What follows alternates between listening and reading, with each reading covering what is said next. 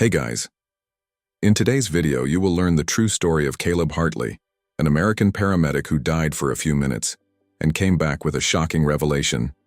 He saw the end of the current pope and the emergence of a false spiritual leader who will deceive the world.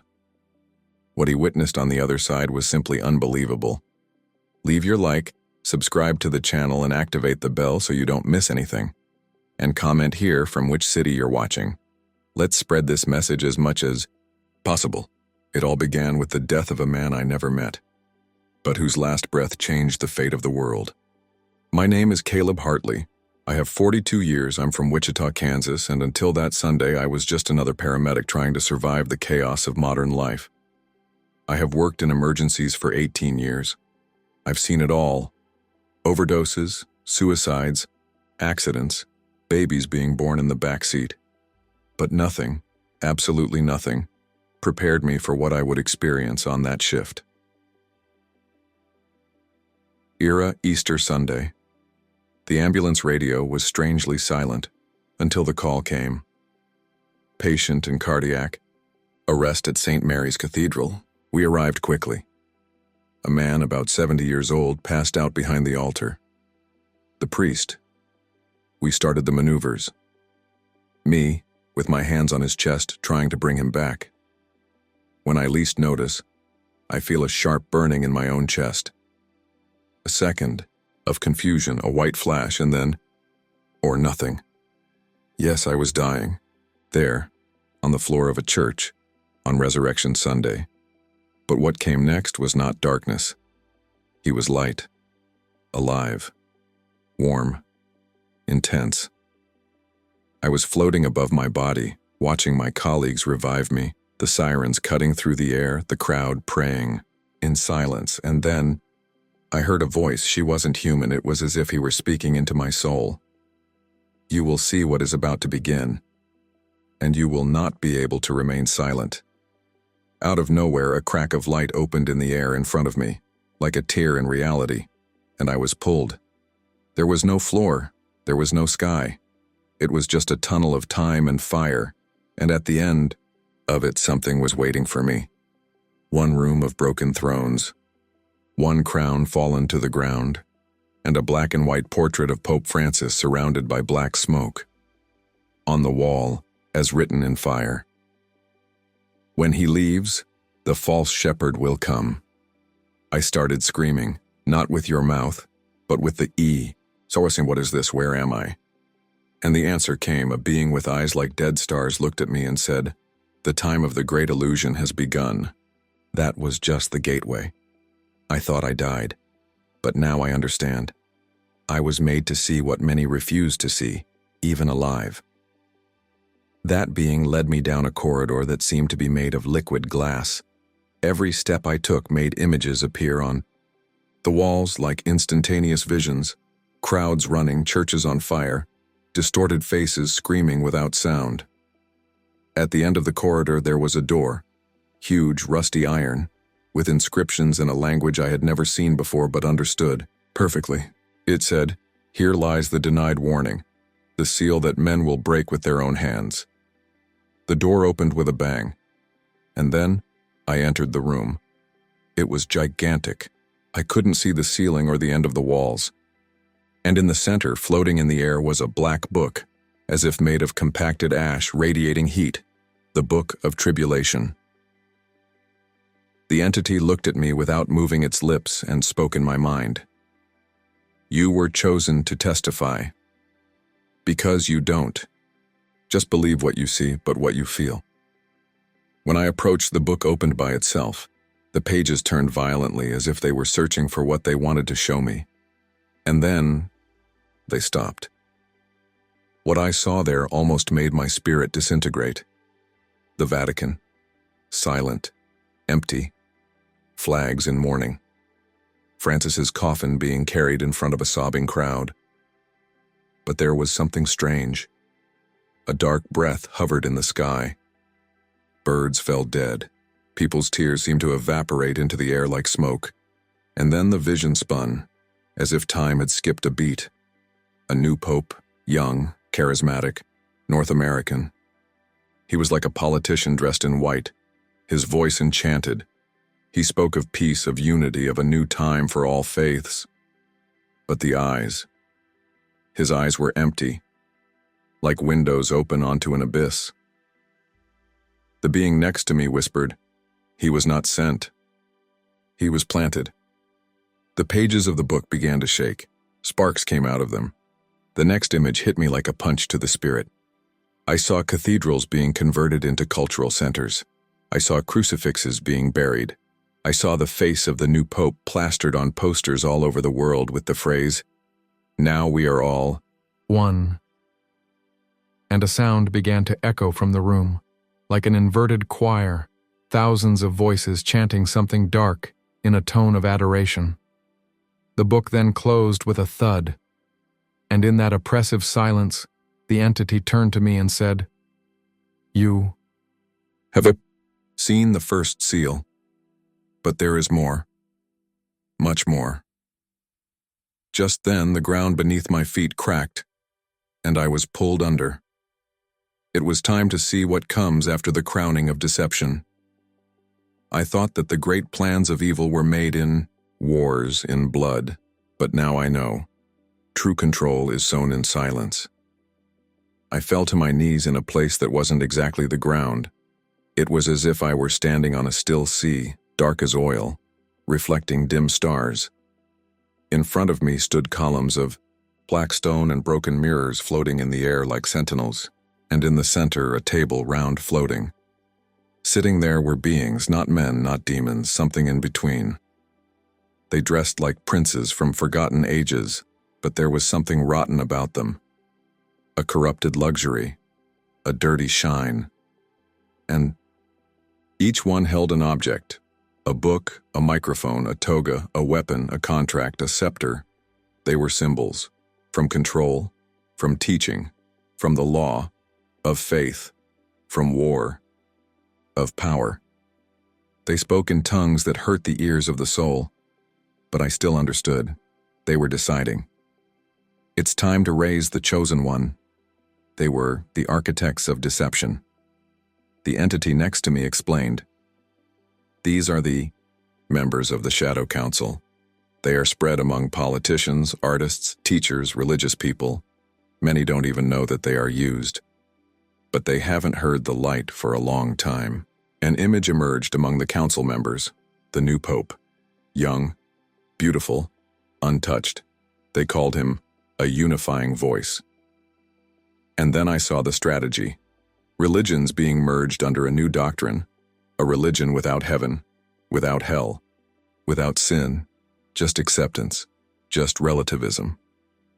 They planned not to eliminate faith, but empty it. Make her sterile, harmless, popular, a spiritual anesthetic. They will offer peace, but it is the peace of surrender. The scenes overlapped like a liquid nightmare. I saw Bibles being rewritten to include all beliefs. I saw pastors, priests, and rabbis signing a global agreement called Harmony Alliance. I saw the new pope being hailed not as the successor of Peter, but as the moral leader of humanity. And what crushed me was seeing the world applauding, crowds crying with joy, world leaders kneeling at his feet, and the sky silent. The entity spoke, for the first time with sadness. Deception will be beautiful, it will be desirable, it will come as light, but it will be darkness. One of the council members turned and looked directly at me. He saw that I was there, and smiled, a smile that chilled me to the bone. He's seeing too much. The entire room shook. Time began to collapse. I was pulled back, but not into my body. Not yet. There was more. Had the woman dressed in the sun. When the deception became unbearable, it was she who appeared. And what I felt, there is no human word that can contain it. I was thrown upwards, like someone escaping from a cosmic shipwreck, and found myself floating in space or something that looked like that. Above me, a gap shone in the veil of reality, as if the sky had been torn from within. And wings. She appeared, A woman, dressed in the sun, with a cloak that seemed to be made of stars. The feet rested on a globe, and beneath them twisted serpents crumbled into dust. His eyes were like windows open to eternity, and when he looked at me, my spirit shook. I knew who she was, Maria, the mother. But not as we see in pictures or images. It was bigger, it was more. It was the perfect expression of pain and love combined. She didn't say anything. He just spread the cloak, and when he did, I saw millions of people could fit under there. Men, women, children, all crying, praying, screaming for mercy, all who were still searching for the truth. Around you, creatures tried to tear the yam, cloak, winged serpents, shadows with mouths of fire, invisible hands pulling souls away. But none of them could touch her. And then, she said, not with sound, but with love. Love so dense that I cried without knowing why. Time has been shortened because of the little ones, because of the last ones who still resist. And in that instant, the vision expanded like a silent explosion. I saw churches hidden in the basements of skyscrapers. I saw children reciting verses in a whisper so that no one would hear. I saw young people gathering in forests to pray, saw spiritual refuges emerging in the midst of chaos. We, a new generation rising up, not with weapons, but on bended knees. She showed me all of this, and then pointed to something to my right, an abyss, from which emerged a throne of thorns with a crown made of broken mirrors. The throne of the false shepherd will be glorious, but it will not last. She looked at me with tenderness and pain. You must warn Caleb, because many still sleep. But there is time, for few. Suddenly the cloak closed and she disappeared like gold dust in the wind, and I was released once again. But now, not up, down, where the seals would be opened, one by one. The next room had no walls, it was made of sound, sounds of crowds, applauding what they didn't understand. I fell as if passing through layers of time and space, and when I finally stopped, I was standing in front of a kind of colossal arena, where the floor was glass and the sky looked like a distorted mirror. All around me, broken statues of saints, mutilated crucifixes, pulpits turned upside down. In the center of space floated a book sealed with 7 incandescent seals. The being that guided me reappeared, now with a much more severe look. It's time for stamps. He raised his hand. The first stamp shined brightly, and it broke with a sound of muffled thunder. From within the void emerged a knight riding a white horse. He wore a shining robe, a shining crown, and held a bow, but no arrows. He didn't look threatening. On the contrary, it was majestic, inspiring. I saw your image being projected on the screens of the world, in temples, in palaces, on big screens in crowded squares. People screamed his name, and his face was the same as new Pope. But he's not a leader. He's a puppet, said my guide. The White Knight is not peace, he is deception dressed up in hope. The scenes that came after marked me like fire. I saw religious leaders of different faiths hugging each other in front of the Vatican. Saw the signing of a treaty called Global Pact of Spiritual Fraternity. I saw miracles being televised live, healings, levitations, apparitions, and crowds believing without question. But behind all this, I saw the shadows. I saw demons lurking behind the scenes, whispering in the ears of leaders, laughing silently as eternal truths were exchanged for slogans of empty inclusion. They believe they are creating unity, but they are giving away the soul of faith. Halfway through the vision, the knight turned directly to me. He saw me, smiled, and he spoke. You can warn, but no one will listen to a paramedic from Kansas. I wanted to scream, run, wake up, but there was no way. The seal was open and the world was already dancing to his song. The guide touched me on the shoulder. You need to see the second one. You need to understand the blood that will come. Before I could react, the ground cracked again, and a red river began to flow from the crack. The second night was coming. The first night deceived with beauty. The second brought silence, but a silence that bled. When the second seal was broken, there was no thunder. There was no explosion. Just silence. A dense, absolute silence, as if the universe had held its breath. From the center of the crack opened in the earth, another knight appeared, mounted on a horse red as rust and raw flesh. He carried a sword. But it was no ordinary sword. It was translucent, invisible, almost metaphysical. And then he lifted her up. The world shook. But what followed, it was not a war between nations. It was something much more subtle and much more deadly. I saw brothers arguing over ideologies. I saw couples hating each other because of doctrines. I saw churches dividing, entire congregations splitting in the name of inclusion, tolerance, rereading the scriptures. He did not come to bring war as you know it, said my guide, but rather division.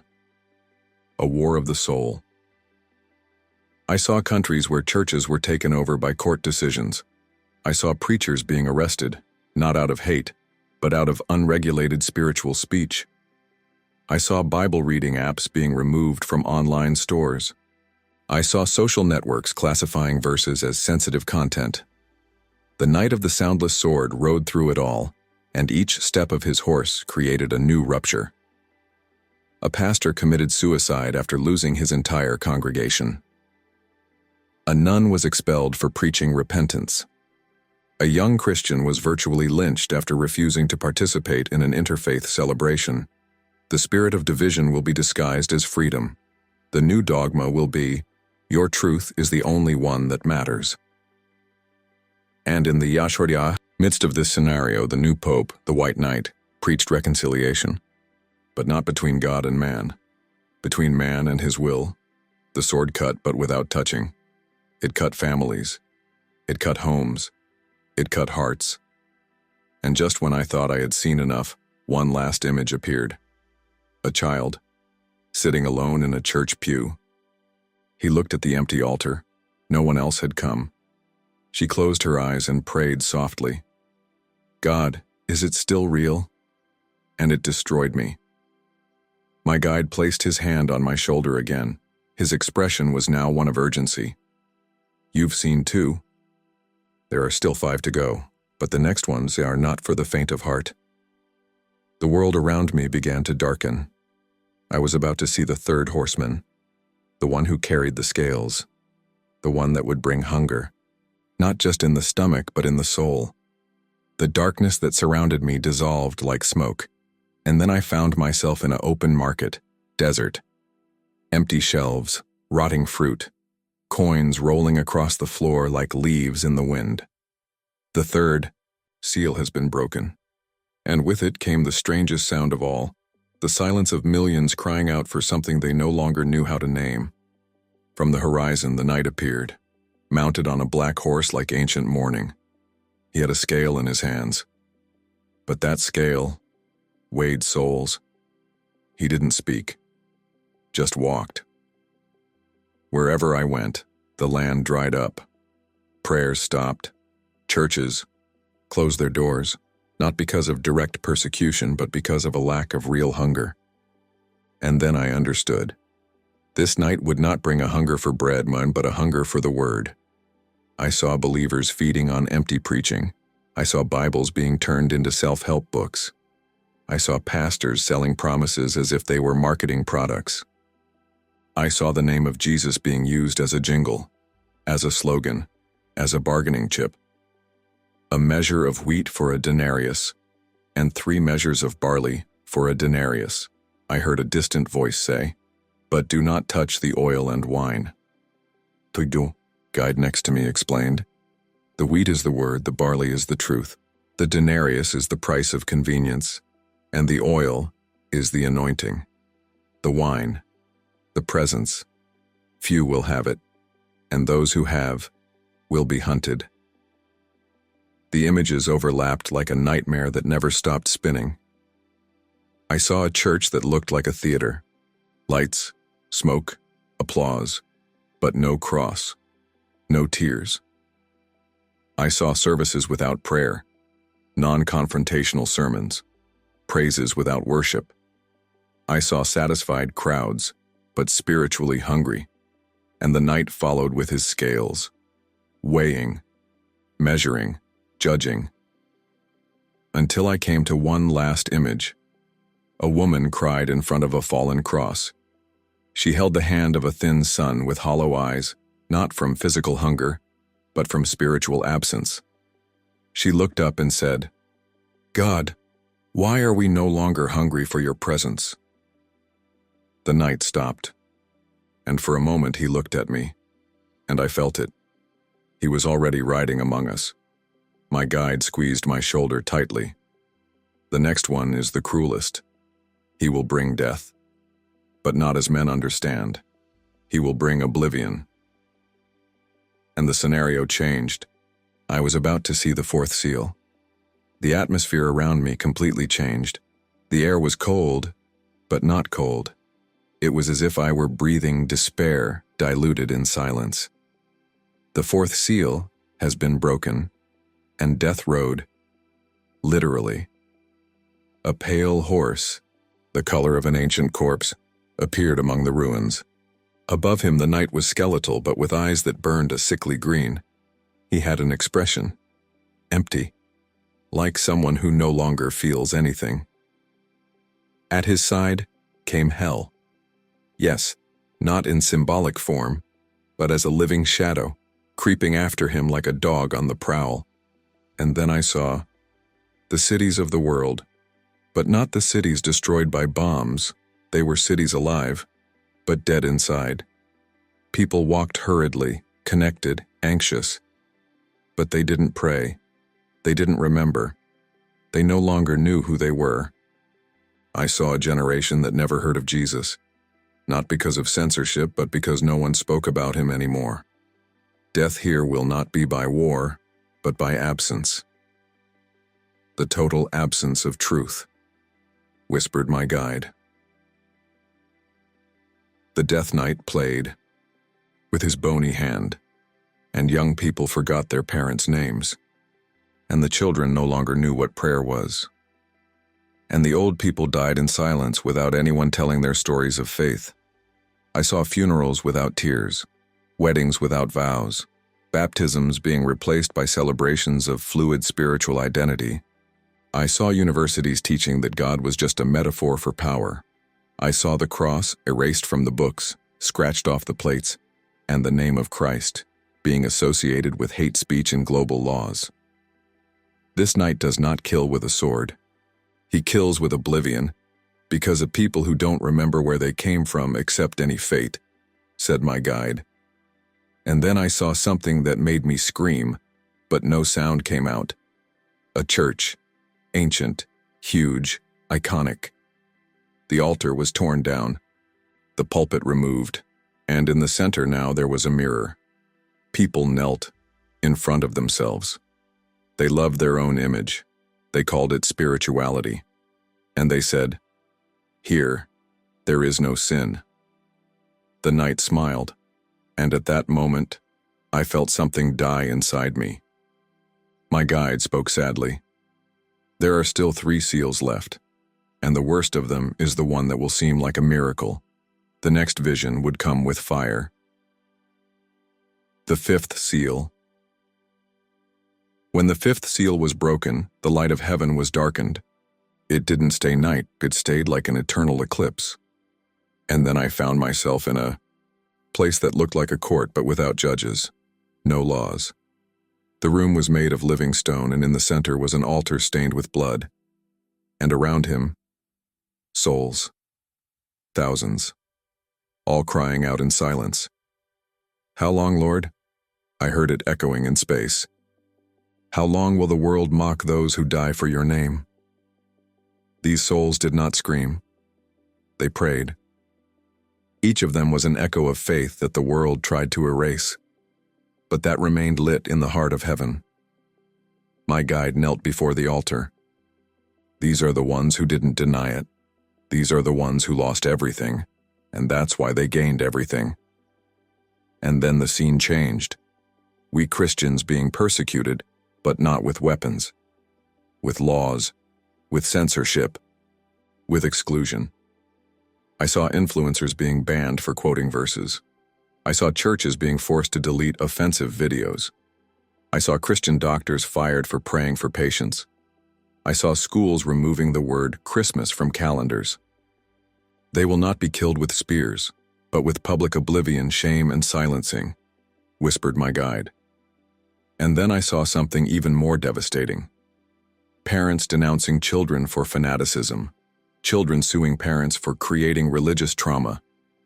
The new persecution was not carried out by soldiers but by algorithms, due to cancellations, due to internal policies, by platforms.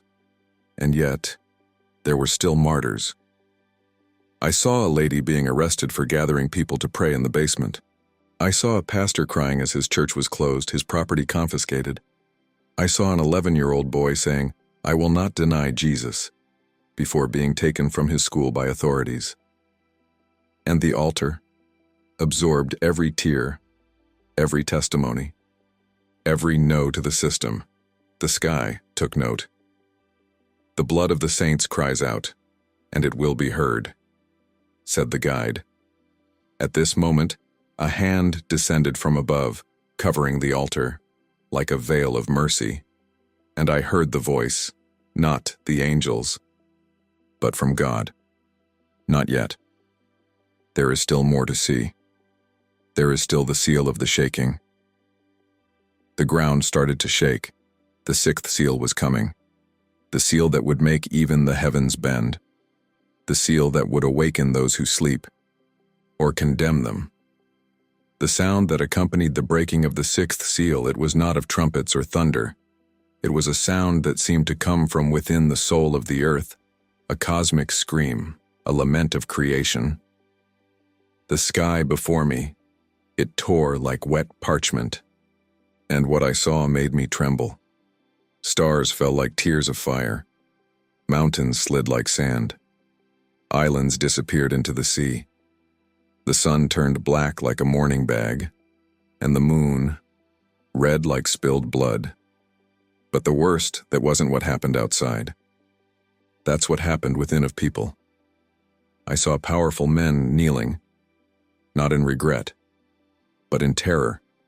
I saw artists, government officials, even religious people shouting, "Hide us from his face, fall upon us heaps, for the day has arrived, and we are not ready."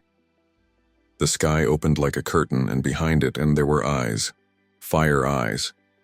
A presence so pure that its very existence burned away the falsehood of the world. My guide was now crying, "This is the seal of the shaking, the awakening of those who mocked, the shame of those who knew, but remained silent." I saw temples crumbling. I saw social networks collapsing with billions seeking answers where they once scoffed. I saw leaders publicly fall, secrets coming to light, torn masks, and you, the remainders, those I had seen under the woman's cloak, those who prayed in silence, those who fasted in secret. They were standing, crying, but not out of fear, of hope. They knew. They remembered. They waited. I saw groups hiding in the mountains. I saw lights on in basements. I saw chants emerging where the world only saw ruins. That's when I heard the deepest, most terrible voice yet, but also sweetest. Whoever has ears, listen. Because the last seal will only be opened at the perfect time, and those who prepared will see the light. The light then enveloped me, strong, sacred. My body, or what was left of it, began to be pulled back. I saw my world reappear before my eyes. The stretcher, the doctors, the siren, the sound of my heart beating again. You saw it, Caleb. Now, speak. Even if they mock, even if they silence you, because there will be a time when they will remember.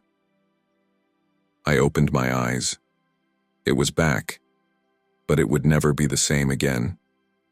If you liked this beautiful spiritual testimony, leave a like, comment on your impressions, subscribe to the channel, and don't forget to activate the notification bell to watch each new video and help us spread this message to a greater number of people. Until next time.